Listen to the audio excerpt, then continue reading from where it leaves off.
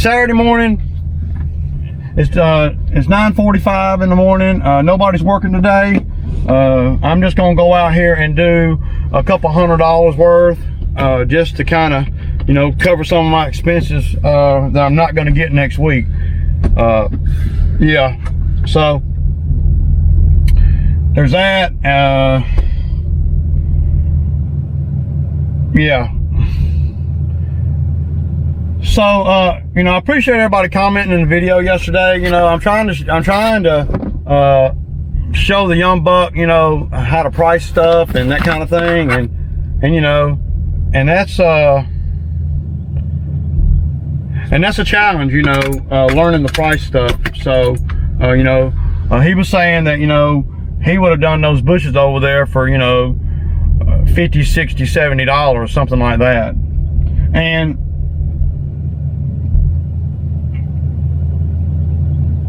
well, he could have done them for that, and you know, and the work and the job would have been the same. But see, him not having the experience that I got out here, you got to know what, you know, people are willing to pay for that. You can't look at, well, it's kind of complicated. You can't just solely look at how long it's going to take. You have to look at, well, you have to look at the effect it's going to have too. And in the job yesterday, we simply got paid more money because of the timing at the end of the day. I knew, since I had penciled that in, that I was going to pretty much be able to come up with any number that made sense. And if I hadn't, you know, if I hadn't penciled, put it this way, if I hadn't penciled that in yesterday, then I wouldn't be doing this today. See, so I had to charge a little more money because you're taking me off my swerve. See, I would have done these yards that I'm fixing to go do now, I would have done them yesterday. So it ain't knocking my money, it's just knocking my money for that day and knocking my time and a little bit, you know, it costing me a little bit more to do these properties today, but not anything significant, you know. So, you know, that's the biggest thing, you know, when you're doing penciled in work, and you know, and you know, I knew that he was going to have a really hard time getting somebody else to do that. So at the end of the day, the mulch job and the bush job over there, and I did the yard by myself when he was doing the bushes and the mulch. So that job ended up paying, what, $490.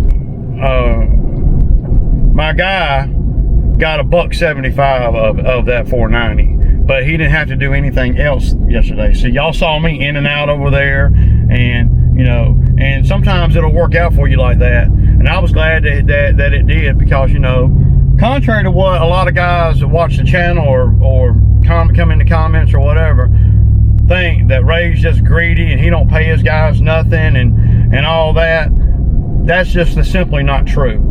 At the end of the day, it's just simply not factual.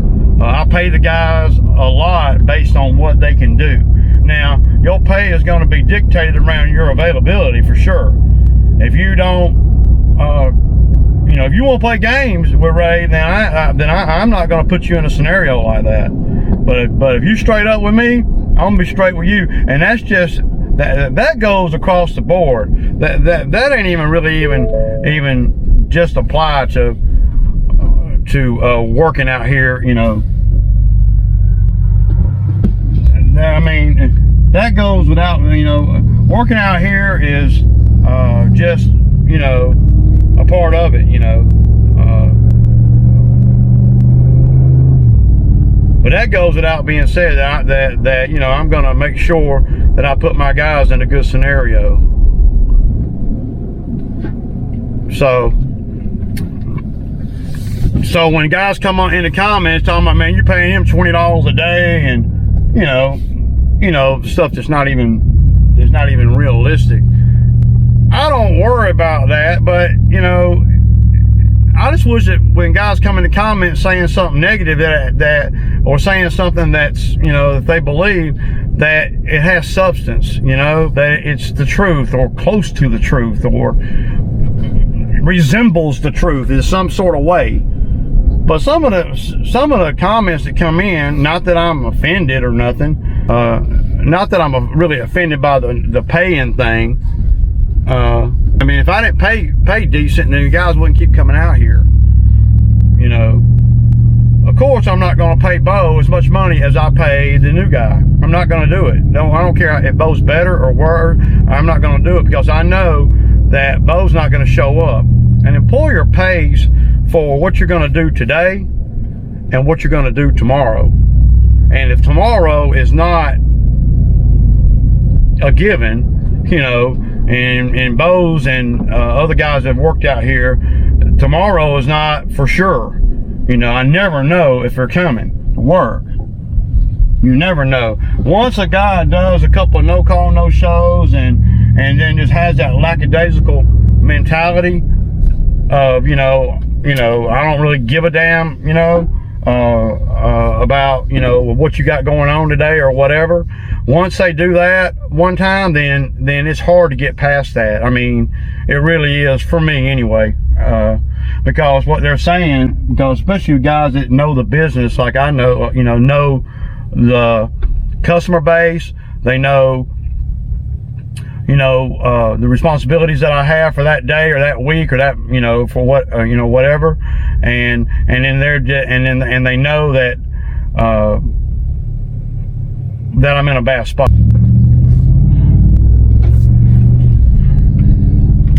But the biggest thing with, you know, with the reason why Zach is not been back out here or anything is because, well, I couldn't get past it, man. Zach did quite a few no-call, no-shows, and y'all know about that. And then he did them, and when I was in a very vulnerable state, right after Drew left and everything. And, you know, what Zach should have been doing was seizing the moment to get more money and to be able to work more and to be more available, because he could have got even more money. Feel like I'm missing something if I don't just say this, just for FYI. So the new kid worked, you know, 5 days last week, and I wrote him a check for over $600 yesterday. So yeah, and we were done before 3 every day. Before 3. 2:30, y'all saw. I do a video every day. Y'all, I pretty much am always talking crap about how early we get off. So to the guys that say, well, those guys can't make no money if they get off at 2 every day. Well, yeah, they can. So to the guys that come on the comments, always talking about the pay and how and the hours and, you know, and all that there.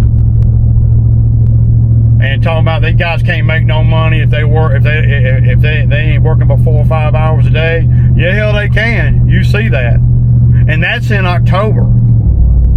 You know, September, October, he's making that kind of money. Just imagine what kind of money he can make in the middle of the summer.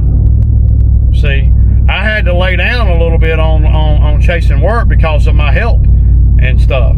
You know, I couldn't. You know. There's no way that I would have been able to leave Bo over there, you know, doing those bushes and mulch and expect it to get done in a timely fashion. You know, Bo would not have been able to get a piece of the pie because it would have taken Bo all day. The job would have been done good and everything, but he's not he doesn't manage his time well. So Zach might have been able to do it, you know, but Zach's so needy and all the other things that he needs, you know, that, you know, I couldn't have wrote Zach a check. I would have had to get cash for Zach, you know, these type of things. He don't even have a bank account or nothing, you know. Just a lot of little things. He don't have Venmo. He can't do anything. The only way I can pay Zach is pay Zach in cash. And see, that my accountant hates that, you know.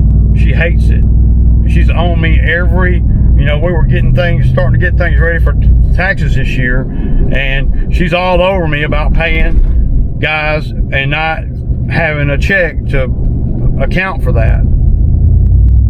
So, you know, and that's because guys that come out here don't take care of their business. They don't do constructive things with their money, and they just don't take care of nothing. You know, I mean, how hard is it to get a bank account? I mean, it ain't hard at all. You know, I mean, and it just shows you that the guys that you hire out here and stuff, they're not always they're usually not going to have it together, you know. So if they ain't got it together, then it's always gonna cost you in some form, some way, you know. Now Drew had it together because, see, I could write Drew a check, I could Venmo Drew, and there's a documented record of it. See, over the years, I used to pay cash, and I'm getting to where I don't like paying cash, because then there's no record of it for taxes, and there's no record of me paying out anything. So I don't like doing that. You know, as I've grown and evolved a little bit in the business, you know. So yeah.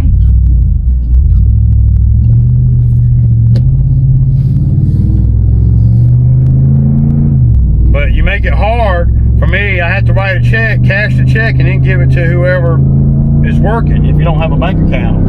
I don't like doing that, man. It's just too much trouble. It's just another thing.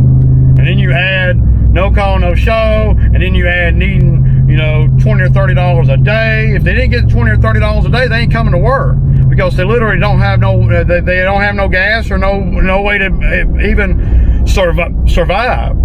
So what ends up happening, and I've told you this before, is by the time you get to Thursday or so, and they done got $30 or $40 of their money every day, they realize that they're not going to get it, that their check ain't going to be anything, you know, because they done got $250 of their money or whatever.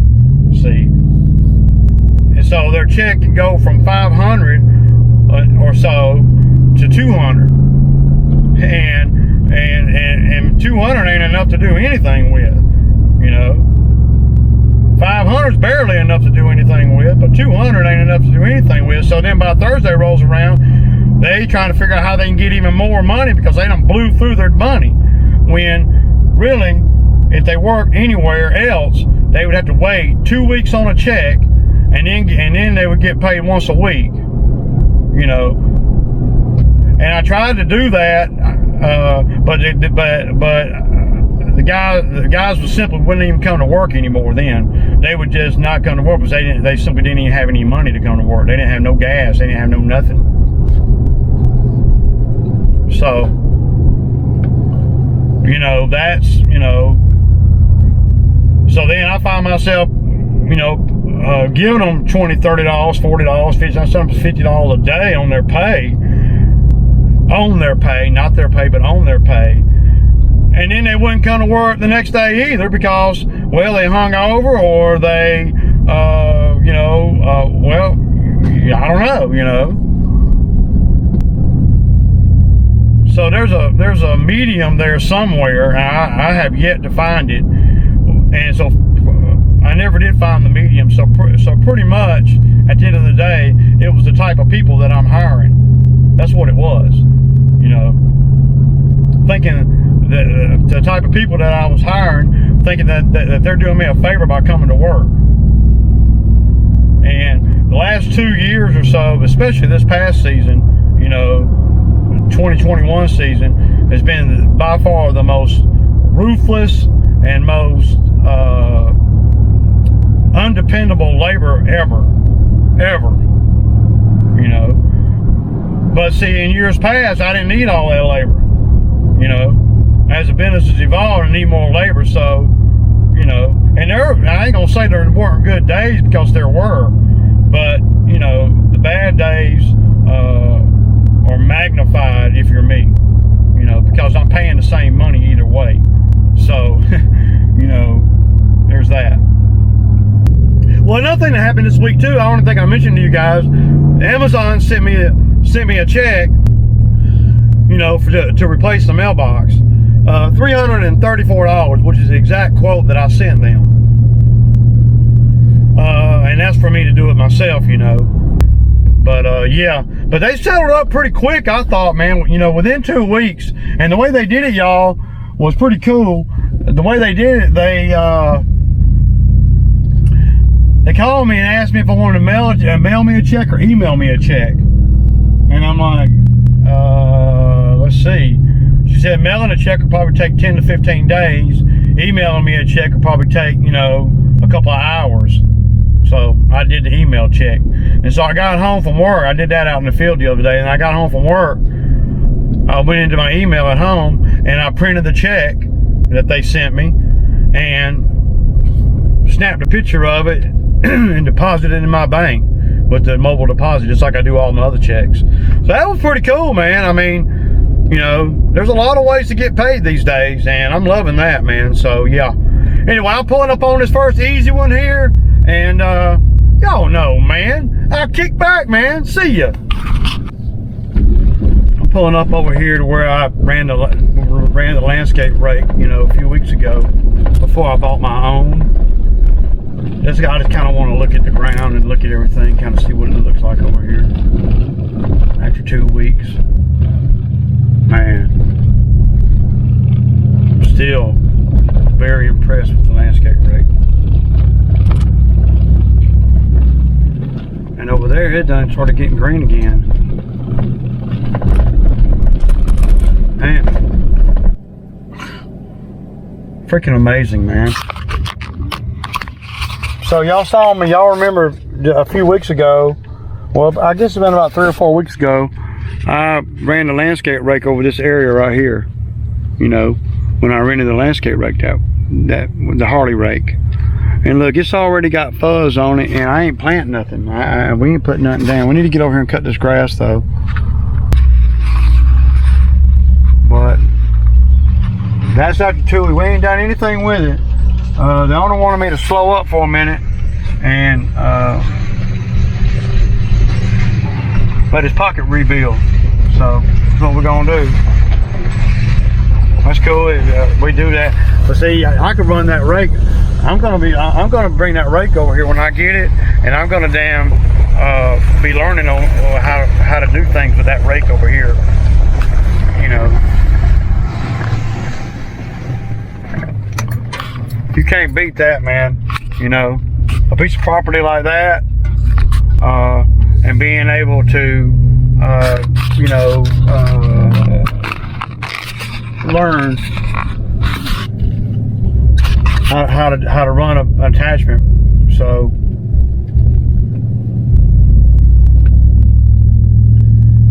and that's going to be the training ground for the young buck this winter. With the man lift. We're going to teach him how to run that man lift, you know, if he's interested in it, and I think he is. He told me he was. I mean, I would have been giddy if when I was 21 if somebody was going to give me a job, pay me good money, show me how to run equipment, and show me the different pieces of equipment and stuff, you know. I mean, I would have been head over heels. You know, it would have been a game change. You know, it would have been a life changer for me. I probably wouldn't have wasted so many years doing nothing or going backwards or working for the man. You know. And you know, I want to teach you guys. You know, I want to teach guys how to do stuff if they want to learn how to do stuff. And the new kid, he's hungry like that. You know, I haven't had guys out here that are really hungry. They're hungry to get money, you know, but they ain't hungry to learn what it takes to get to the money, you know. They're waiting on me to direct them, you know. And the new kid, I can put him, you know, on the lift or whatever, and I can teach him how to run the lift and all the little nuances of the lift and everything you got to do to be able to move it around, haul it, and all that. See, I'm I'm kind of over the top when it comes to guys hooking up to trailers and or equipment, or trailers and having to load the equipment themselves. I ain't talking about the lawnmowers.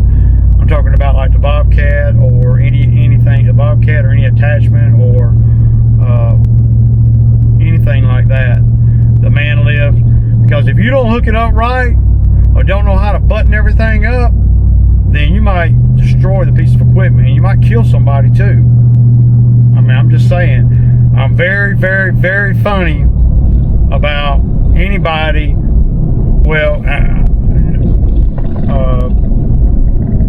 I've never let anybody pull the Bobcat but me. And the man lift, I have had, Drew and the other truck pulled the man lift, but Drew was a careful driver. You know, with the man lift, it's pretty basic, but you can't be hitting turns wide open because it's only like 48 inches wide. So